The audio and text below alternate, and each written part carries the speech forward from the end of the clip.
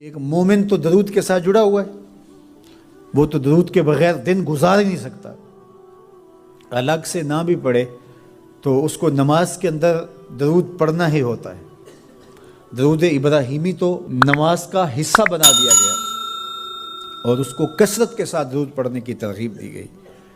تو درود ایک ایسا وظیفہ ہے کہ جو اپنی زندگی میں جتنا زیادہ شامل کر سکتے ہو اتنا زیادہ شامل کر لو۔ ویسے بھی درود پڑھنے سے بچوں میں تقدس پیدا ہوتا ہے، بچے پاک دامن رہیں، عفت مآب رہیں، ان کی طبع میں تقدس رہے۔ آپ چاہتے ہیں، ہر ماں باپ چاہتا ہے، اور پھر دور موجود کے اندر جو فتنے ہیں تو بہت ضروری ہے کہ ہماری اولادیں تقدس مآب رہیں، تو ان کو درود کی ترغیب دو، تو اس کا عملی نتیجہ یہی ہوگا کہ ان میں تقدس کا جوہر پیدا ہوگا اور ان کی عصمت کی حفاظت رہے گی۔ اور درود شریف پڑھنے والے بچے اور درود شریف نہ پڑھنے والے بچے دونوں کی عادات میں فرق ہوتا ہے۔ درود پڑھنے والوں کی طبع میں رقت، لطافت، نرمی، محبت، شفقت جیسے جذبات پیدا ہوتے ہیں۔ یہ درود شریف کا عملی نتیجہ ہے۔ بعض لوگوں کو شکایت ہوتی ہے کہ ہمارے بچے بڑے اکھڑ ہیں، بڑے تند مزاج ہیں، بڑے سخت گیر ہیں، تو اس کا علاج کیا ہے؟ تو اس کا علاج یہی ہے کہ ان کو درود کی تسبیح دو۔ درود اکڑ توڑ دیتا ہے، طبیعت کی تندی نکال دیتا ہے، طبائع کی تلخیاں ختم کر دیتا ہے، محمد عربی کے نام کی مٹھاس پیدا کر دیتا ہے۔ حضور کا نام شہد سے میٹھا ہے، دل آویز ہے، کھنڈ میں اتنی مٹھاس نہیں ہے، شکر اور گڑ میں اتنی مٹھاس نہیں ہے، شہد میں اتنی مٹھاس نہیں ہے، قند اور نبات میں اتنی مٹھاس نہیں ہے جتنی نام محمد میں رکھی گئی۔ ان کا نام لبوں پر آئے، میٹھا میٹھا منہ ہو جائے، ان کے بول بہاروں جیسے اور اصحاب ستاروں جیسے، ان سا پیارا اور نہ کوئی، ان سے بچھڑ کے لکڑی روئی، جب وہ سیر کو جایا کرتے سر پہ بادل سایا کرتے۔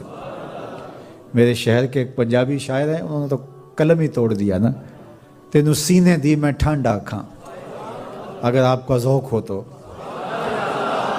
تینوں سینے دی میں ٹھنڈ آکھاں، شہد گلاب تے کھنڈ آکھاں، تینوں نبیاں دا میں لاڑا آکھاں، تیرے ہجر دے وچ میں ہاڑا آکھاں۔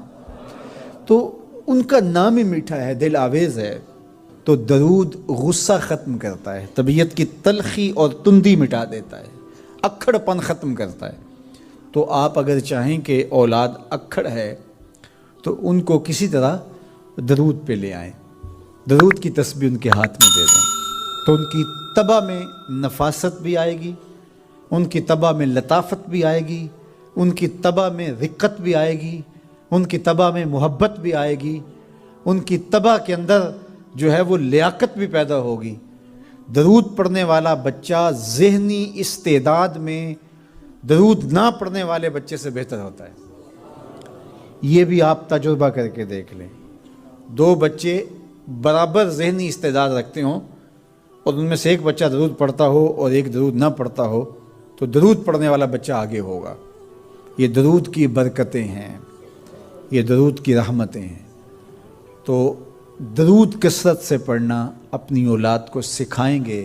ہفتہ روزہ آپ محافل کا گھر میں انعقاد کر لیجئے اور اس میں صرف دروشی پڑھ لیجئے، تو انشاءاللہ اس سے آپ دیکھیں گے کہ اولاد کو اس کا فرق پڑتا ہے۔ یہ تربیت کا ایک آسان نسخہ ہے اور یہ وہ وظیفہ ہے جس سے تھکن نہیں ہوتی، یہ وہ وظیفہ ہے جس سے طبیعت میں تلخی نہیں آتی۔